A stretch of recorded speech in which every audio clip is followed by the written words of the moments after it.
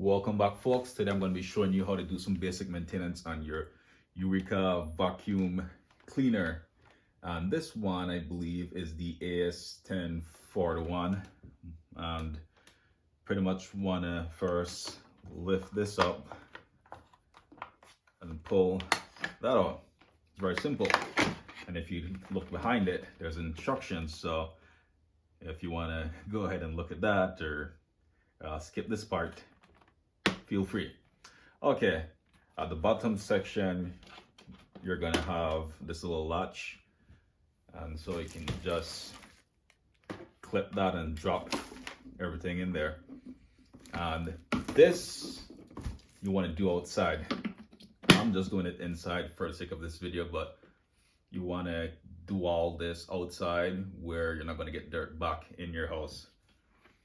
Okay, and the next thing you're going to do is remove this little latch right here, pull it back, and that's going to give you access to the filter. Let's put this down and turn this filter. So if you twist it, it's going to come out. And again, you want to do this outside where you're not going to get dirt back in your place. And you're going to need some kind of brush, preferably something with a long bristle. Then you can always brush it off. And let me show you what I'm using. So I like to kind of just take this above the garbage bin and kind of dust it off and get it clean.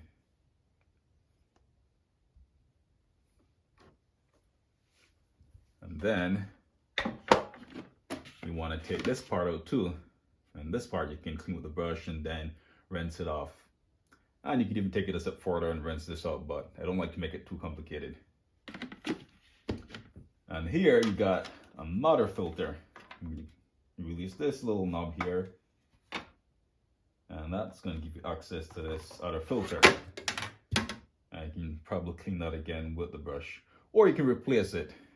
I think they sell these online on Amazon. And then when you're done cleaning it, you're going to go back in the reverse order. Put this on. Snap that on. And you're going to insert this back in when you're done cleaning that. And take the clean filter and put it back into that groove.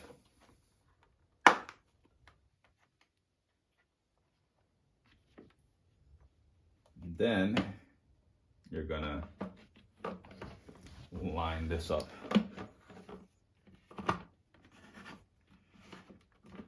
It's gonna give you a little knob right there where you line it up, or a little groove.